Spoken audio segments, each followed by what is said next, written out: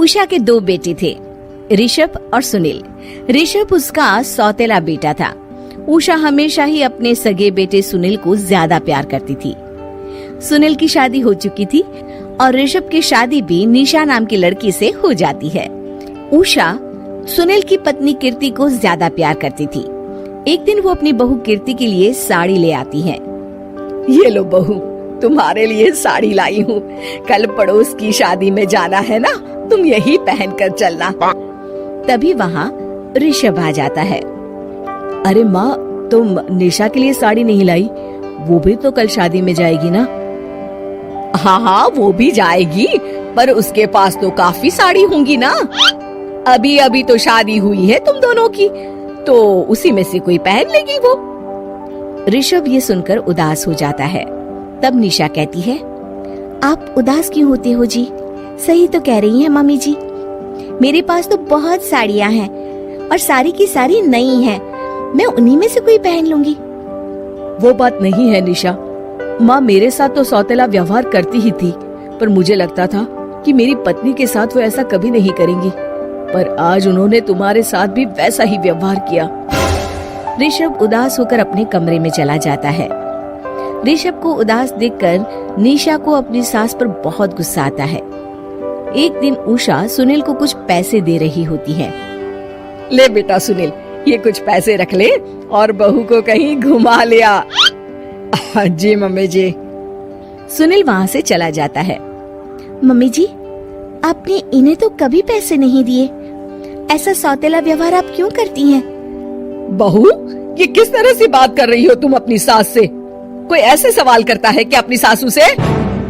सास, अरे जिस दिन से मैं इस घर में आई हूँ ना, आपने तो मुझे अपनी बहू माना ही नहीं। हमेशा कीर्ति भाभी के लिए ही सब कुछ लाती हैं। मुझे तो आज तक आपने कुछ दिया ही नहीं। क्या मैं जानती नहीं कि आप ऐसा क्यों करती हैं? देख निशा, तू अपना काम कर समझी। मेरे से बहस करने की कोई जरूरत नहीं है। तभी वहाँ ऋषभ आ जाता है। निशा, माँ से ऐसे बात नहीं करते। तुम जाओ अपने कमरे में। हाँ, जा रही हूँ। मुझे भी इनसे बात करने का कोई शौक नहीं है। निशा अपने कमरे में चली जाती है और ऋषभ भी वहाँ आ जाता है। निशा, तुमने माँ से क्यों झगड़ा किया? क्योंकि आप तो कुछ कहते ही नहीं, बस चुपचाप सहते रहते हैं। किसी को तो आवाज उठानी होगी ना। कोई बात नहीं निशा, तुम गुस्सा मत करो, शांत हो जाओ। निशा रसोई में खाना बना रही होती है। तभी वहाँ कीर्ति आ जाती है। निशा, तुम मार्केट से ये सामान ले आओ। मैं क्यों जाऊँ? आप भी तो जा सकती हो ना। दिख नहीं रहा कि मैं खाना बना रही हूँ? हाँ तो क्या हुआ, खाना बनाने के बाद चली जाना। हाँ, खाना भी मैं ही पकाऊं, बाजार जाकर सामान भी मैं ही ले आऊं। खुद तो कुछ करोगी नहीं, है ना? ओहो, जुबान तो देखो कैसे चल रही है। सुनो, तुम अभी आई हो इस घर में, तमीज में रहो, वरना सासू माँ से कहकर मायके भिजवा दूंगी तुम्हें। हाँ। ओह, हाथ लगा कर दिखाओ मुझे, देख लूंगी। बहुत मनमानी हो गई तुम दोनों की, समझी? निशा लिस्ट कीर्ति के ऊपर फेंक देती है। कीर्ति निशा को मारने आती है तो निशा उसका हाथ मोड़ देती है। मर गई रे, छोड़ मेरा हाथ। आज के बाद मुझसे कोई बदतमीजी की तो अच्छा नहीं होगा। कीर्ति रोते हुए अपने कमरे में चली जाती है। उस निशा चुड़ैल ने मेरा हाथ मोड़ दिया। मुझे नहीं रहना इस घर में। अरे कैसी बेकार की बातें कर रही हो? अरे निकालना ही है तो ऋषभ और निशा को निकालेंगे। नहीं, मुझे अलग घर चाहिए। कान खोलकर सुन लीजिए, हम दोनों इस घर से जल्द जाएंगे। आप नए घर का इंतजाम कीजिए बस। मैं इन दोनों के साथ ज्यादा नहीं रह सकती। हाँ, वैसे मैं भी कुछ दिनों से सोच रहा था। अच्छा हुआ तुमने कह दिया, मैं माँ को भी बता देता हूँ। माँ, वो क्या करेंगी तुम्हारे साथ जाकर? मैं चाहती हूँ कि तुम और मैं, बस हम दोनों ही कहीं शिफ्ट हो जाएं, इस सब झमेले से दूर। अरे पर माँ को यहाँ छोड़कर इस तरह से जाना ठीक नहीं रहेगा कीर्ति। वैसे वो तुम्हें कितना प्यार भी तो करती हैं। नाम का ख्याल रखती हैं, क्योंकि तुम सगे बेटे हो ना, इसलिए। तुम अगर सौतेले होते तो मेरे साथ भी ऐसे ही सलूक करती, जैसे अभी तुम्हारे सौतेले भाई और उसकी पत्नी से करती है। अरे पर फिर भी फिर भी कुछ भी नहीं। देखो, या तो हम दोनों इस घर से कहीं दूर जाएंगे या फिर मैं अपने मायके चली जाऊंगी। हाँ, बता देती हूँ।